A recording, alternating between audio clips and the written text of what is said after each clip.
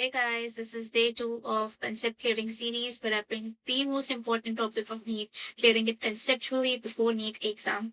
I hope you find this 10 to 15 minutes video helpful. So our today's topic is menstrual cycle. So reproductive cycle, what is menstrual cycle? Menstrual cycle is the reproductive cycle of female primates, जैसे कि monkey, humans, ठीक है. Mammals में भी सिर्फ और सिर्फ primates की क्या होती है, ये एक रिप्रोडक्टिव साइकिल होती है. We are not talking about all mammals, we are just talking about primates. ठीक है. अब फर्स्ट मेंस्ट्रुएशन जो होता है वो 13 इयर्स की एज में आता है. फर्स्ट मेंस्ट्रुएशन जो होता है वो 13 इयर्स की एज में आएगा. इट बिगन्स एट प्यूबर्टी, जिसको अपन क्या बोलते हैं, menarche. It is what we call it as menarche. ठीक है. देन मेनोपॉज क्या होती है, it is the menstrual cycle. ठीक है. जब मेंस्ट्रुअल साइकिल क्या हो जाती है, सीज हो जाती है at the age of around 45 और 50 इयर्स ऑफ एज में क्या हो जाती है, मेंस्ट्रुअल साइकिल क्या हो जाती है, सीज हो जाती है. दैट इज कंप्लीटली बंद हो जाएगी. उसको अपन क्या बोलते हैं, मेनोपॉज बोलते हैं. What is this reproductive phase? It is the period between menopause and menarche. Menarche और मेनोपॉज के बीच का जो पीरियड होगा उसको हम क्या बोलते हैं. तो reproductive phase is basically the period between menarche and menopause. Starting of the menstrual cycle and cease. जब मेंस्ट्रुअल साइकिल जब फीमेल में क्या हो जाती है, सीज हो जाती है, जिसको अपन क्या बोलते हैं, मेनोपॉज. तो मेनार्क से लेकर मेनोपॉज तक का जो पीरियड होता है उसी को मैं क्या बोलूंगी, रिप्रोडक्टिव फेज बोल. सो देखो, मेंस्ट्रुएशन जो हो रही है वो कब कब रिपीट हो रही है. It is repeated at an interval of, कितने इंटरवल में, 28 से 29 डेज के इंटरवल में क्या होती है, रिपीट होती है. ठीक है. ऑन एन एवरेज कितने इंटरवल में रिपीट हो रही है, 28 से 29 दिन के बीच में ये क्या होती है, 28 से 29 डेज तक के इंटरवल के बीच में ये रिपीट होती है. ठीक है. मेंस्ट्रुअल साइकिल, तो basically what is menstrual cycle, अब जानने की कोशिश करते हैं. तो बेसिकली साइकिल ऑफ इवेंट्स. ठीक है. क्या होती है, cycle of events starting from one menstruation to next menstruation is what we call it as menstrual cycle. Basically क्या बोला, ये फर्स्ट मेंस्ट्रुएशन है और इसके बाद आने वाला जो नेक्स्ट मेंस्ट्रुएशन है. ठीक है. फर्स्ट मेंस्ट्रुएशन और उसके जस्ट बाद जो आने वाला जो नेक्स्ट मेंस्ट्रुएशन है, जो कब रिपीट होगा, 28 डेज के जस्ट बाद रिपीट होगा. ठीक है. तो इसके बीच में इस इंटरवल को ही तुम क्या बोलोगे, मेंस्ट्रुअल साइकिल बोलोगे. ठीक है. मेंस्ट्रुएशन, फर्स्ट मेंस्ट्रुएशन से लेकर basically cycle of events from one menstruation to next menstruation. First menstruation से लेकर नेक्स्ट मेंस्ट्रुएशन तक जो साइकिल ऑफ इवेंट्स हो रही है बीच में, उसी को मैं क्या बोलूंगी, मेंस्ट्रुअल साइकिल बोल. Basically one ovum is released during the middle of the menstrual cycle. Menstrual cycle के बीच में एक ओवम क्या होता है, रिलीज होता है. ठीक है. अब हम ओव्यूलेशन डे कैलकुलेट कर सकते हैं. ठीक है.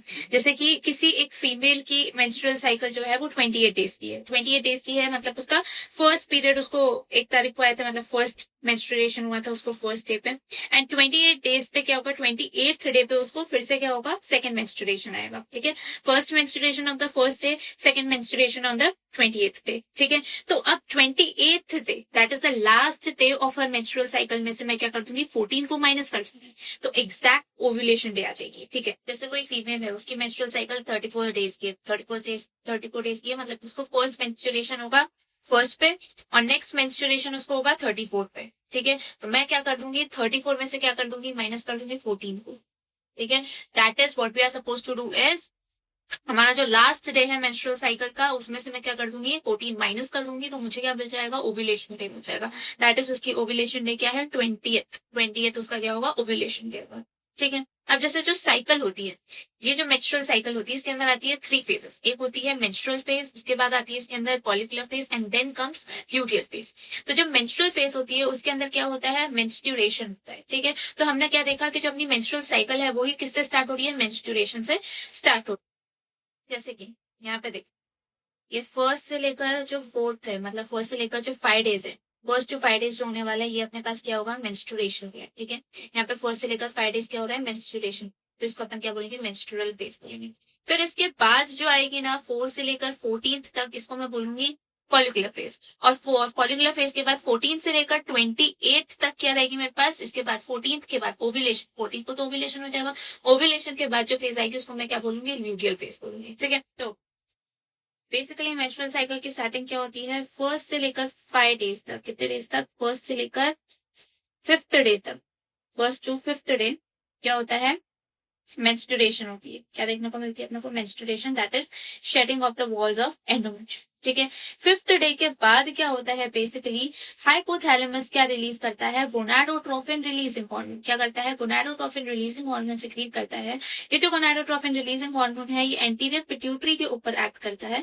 एंटीरियर पिट्यूटरी पर एक्ट करता है और क्या निकलवाता है एंटीरियर पिट्यूटरी से? FSH एंड LH का सिक्रीशन करवाता है। ठीक है, जिसकी वजह से FSH और LH का लेवल क्या होने लगता है? ब्लड के अंदर FSH का लेवल देखो बढ़ने लगता है। ठीक है, ये FSH का लेवल क्या होने लगा है? ब्लड के ऊपर, ब्लड के अंदर बढ़ने लगा है। This FSH acts on the ovary. ये FSH क्या करता है? ओवरी के अंदर एक्ट, ओवरी के ऊपर एक्ट कर पाता है। तो क्या होता है? ये FSH इसके ऊपर एक्ट करता है, फिर this FSH acts on the ovary. ठीक है, ओवरी के ऊपर एक्ट करता है और किसकी ग्रोथ करवाता है? फॉलिकल्स की ग्रोथ करवाता है। देखो ये है हमारे ग्रोइंग ओवेरियन फॉलिकल्स। ठीक है, ये ओवेरियन फॉलिकल्स क्या होते हैं? ग्रो करते हैं। दिस ओवेरियन फॉलिकल्स, ये ग्रोइंग फॉलिकल्स क्या सिक्रीट करते हैं? एस्ट्रोजन सिक्रीट करते हैं। तो बेसिकली एक साइमल्टेनियसली क्या होता है बेसिकली, चेंजेस अपने को किसके अंदर भी देखने को मिलेंगे? साइमल्टेनियस चेंजेस अकर इन यूट्रस।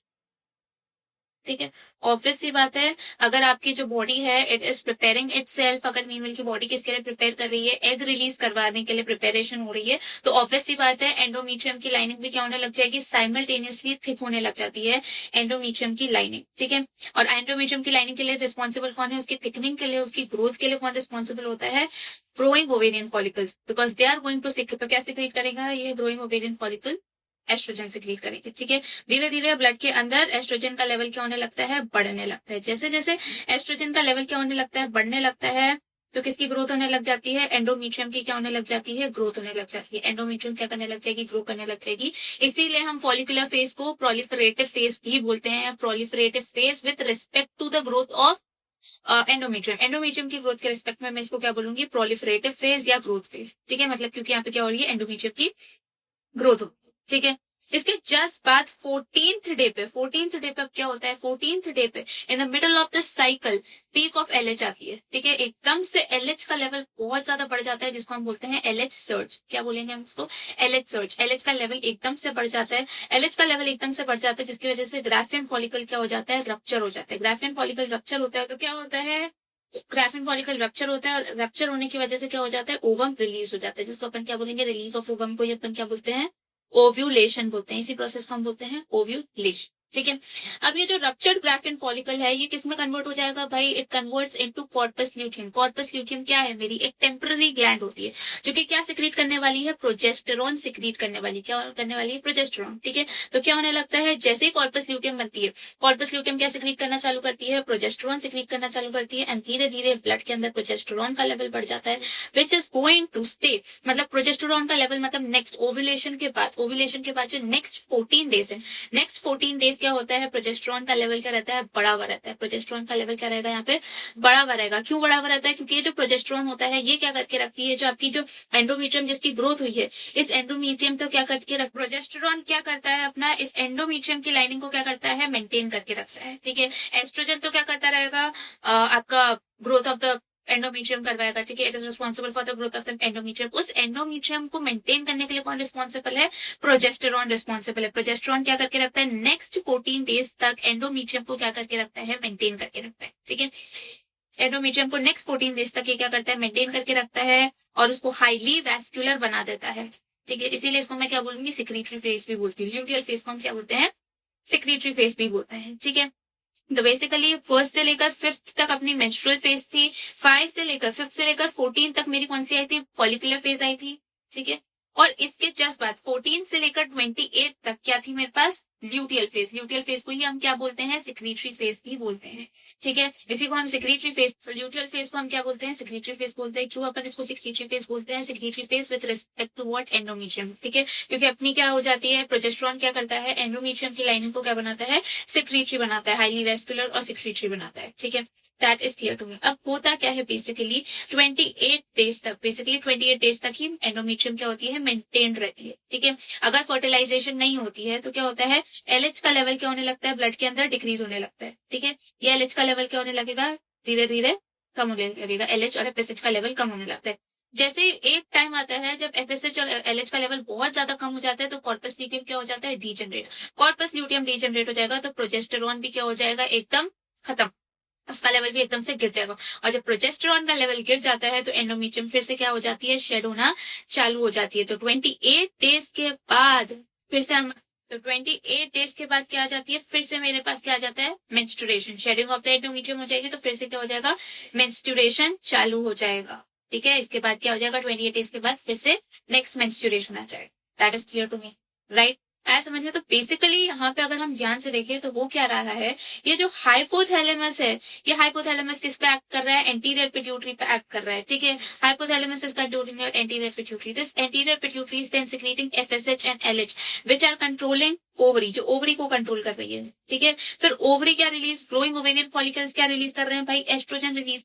तो ये एस्ट्रोजन क्या कर रहा है, फिर ये एस्ट्रोजन किसके ऊपर एक्ट कर रहा है, ये estrogen is going to act on uterus, ये यूट्रस के ऊपर एक्ट करता है और एंडोमेट्रियम की लाइनिंग को क्या करवाता है, थिक करता है। एंडोमेट्रियम की लाइनिंग को क्या करवाता है, उसकी ग्रोथ करवा रहा है। ठीक है, तो बेसिकली यहाँ पे hypothalamus is controlling pituitary, pituitary is pituitary के हार्मोन्स ओवरी को कंट्रोल कर रहे हैं, ओवरी के hormones are going to control the growth of the endometrium.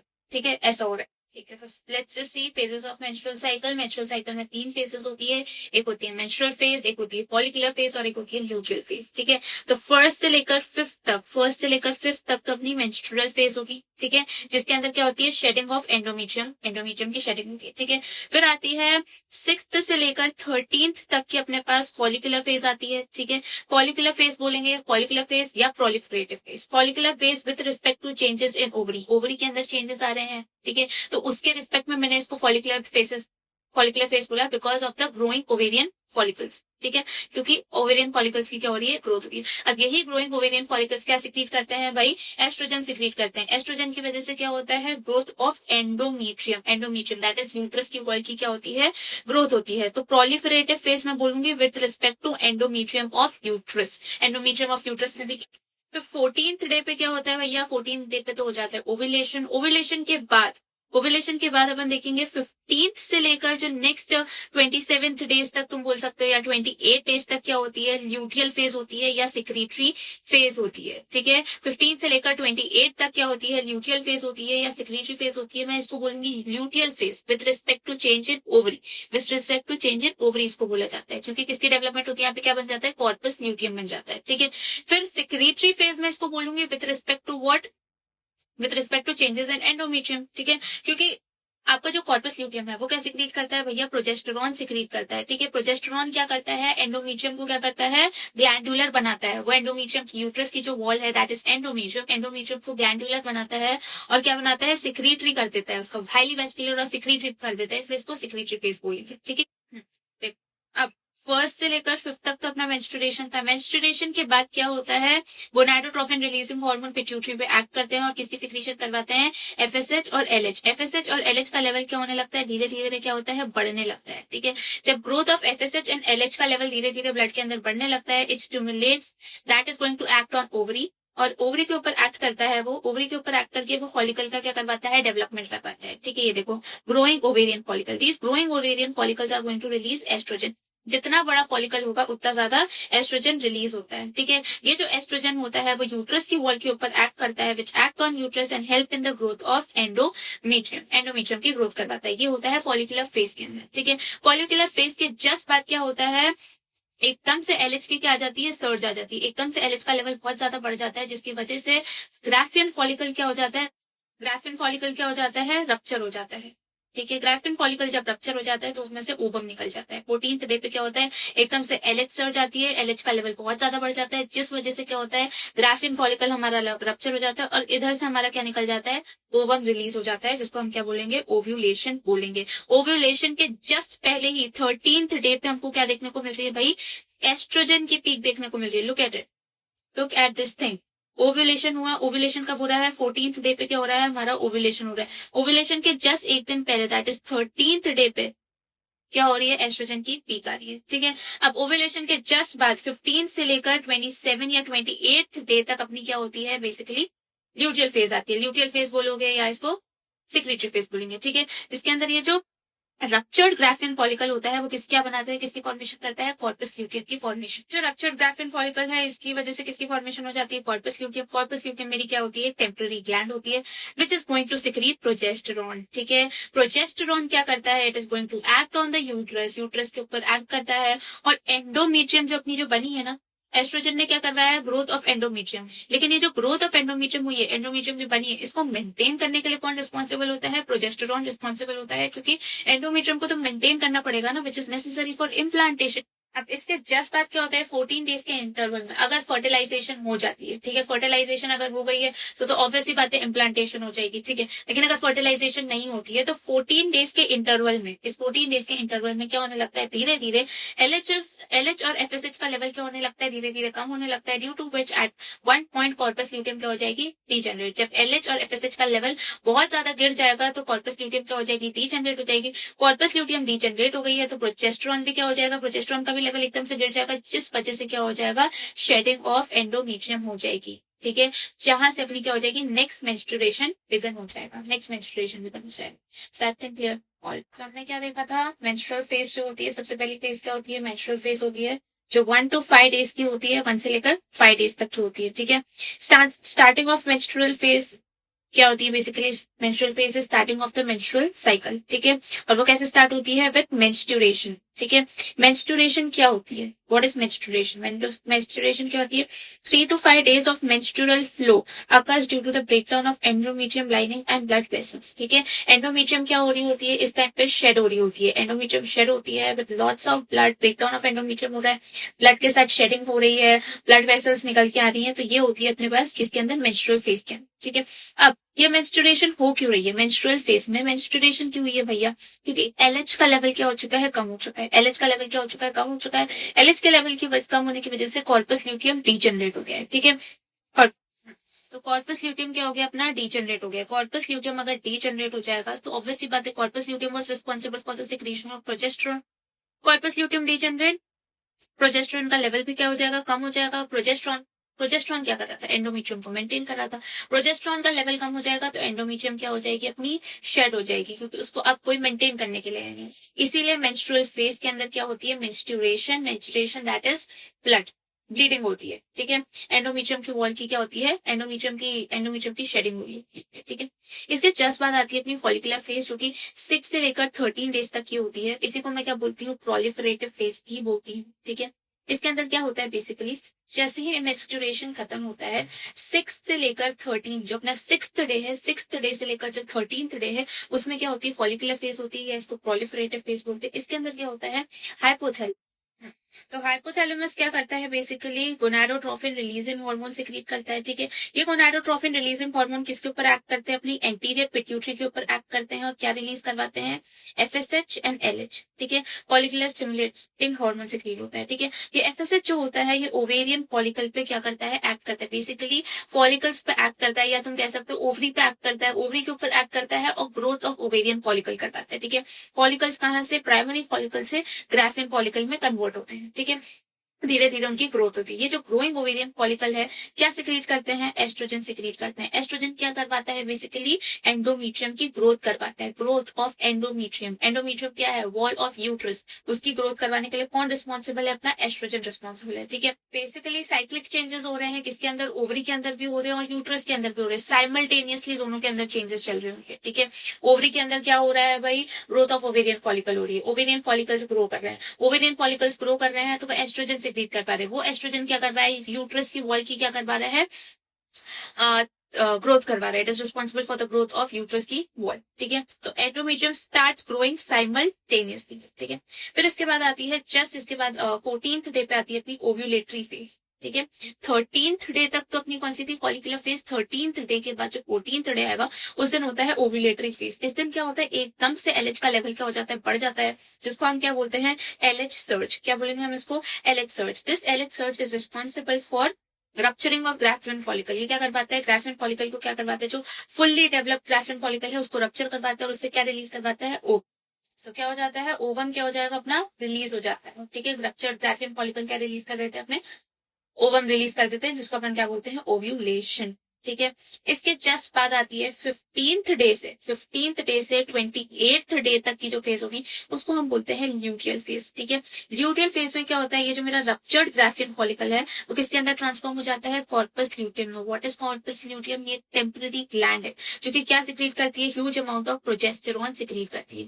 Progesterone is responsible for maintaining endometrium. Endometrium को मेंटेन करवाने के लिए रिस्पॉन्सिबल है कौन, प्रोजेस्टेरॉन। ये क्या करता है, एंडोमेट्रियम को मेंटेन करता है, उसको हाईली वैस्कुलर ग्लैंडुलर बना देता है। इसीलिए मैं इसको क्या बोलती हूँ, सिक्रीटरी फेज भी बोलती हूँ। आया समझ में। And it is very much important, it is necessary for implantation. ठीक है। एंडोमेट्रियम को मेंटेन करना किसके लिए रिस्पॉन्सिबल है, it is very important for implantation. Egg क्या करता है 24 आवर्स, जैसे ओव्यूलेशन है उसके बाद 24 आवर्स के लिए एग क्या करता है, वेट करता है फर्स्ट। ठीक है। अगर तो फर्टिलाइजेशन, ठीक है, अगर फर्टिलाइजेशन हो जाती है तो ऑब्वियसली बातें क्या हो जाएगी, प्रेगनेंसी हो जाएगी। ठीक है। प्रेगनेंसी में सारी मेंस्ट्रुअल साइकिल क्या हो जाती है, जितनी भी मेंस्ट्रुअल इवेंट्स हो रही होती है बेसिकली वो क्या हो जाती है, रुक जाती है। ठीक है। क्योंकि जैसे ही फर्टिलाइजेशन होता है उसके बाद किसका सिक्रीशन होता है, हार्मोन का सिक्रीशन होता है जिसको हम बोलते हैं एचसीजी। एचसीजी क्या करता है, कॉर्पस ल्यूटियम को क्या कर लेता है, मेंटेन कर लेता है। मेरा कॉर्पस ल्यूटियम ही अगर डीजनरेट नहीं होगा, कॉर्पस ल्यूटियम ही अगर डीजनरेट नहीं होगा तो प्रोजेस्टेरॉन का लेवल क्या रहेगा, बड़ा ही रहेगा। ठीक है। It keep on completely secreting, वो सिक्रीट करता रहेगा प्रोजेस्टेरॉन। और प्रोजेस्टेरॉन को अगर वो सिक्रीट करता रहेगा तो प्रोजेस्टेरॉन मेरी एंडोमेट्रियम को क्या रखेगा, मेंटेन रखेगा। ठीक है। तो इसलिए एंडोमेट्रियम की शेडिंग ही नहीं होगी। दैट्स वाई सारी मेंस्ट्रुअल इवेंट्स जो होती है वो अगर फर्टिलाइजेशन हो गई है तो मेंस्ट्रुअल इवेंट्स क्या हो जाएंगी, स्टॉप हो जाती है। ठीक है। अब अगर फर्टिलाइजेशन नहीं हुआ, absence of fertilisation, absence of fertilisation में क्या होता है, वो जो 14 देखो ओव्यूलेशन हुआ, ओव्यूलेशन के जस्ट बाद जो 14 डेज है, 14 डेज के अंदर अंदर क्या होता है, एलएच का लेवल, एलएच और एफएसएच का लेवल क्या होता है, धीरे धीरे डिक्रीज होने लगता है। एक टाइम ऐसा आता है जब वो कंप्लीटली डिक्रीज हो जाता है, जिस टाइम पे क्या होता है, कॉर्पस ल्यूटियम क्या हो जाता है, डीजनरेट हो जाता है। ठीक है। एलएच और एफएसएच का लेवल बहुत ज्यादा डिक्रीज हो जाने की वजह से कॉर्पस ल्यूटियम 14 डेज के बाद क्या हो जाता है, डीजनरेट हो जाता है। ठीक है। As level of FSH and LH decreases. ठीक है।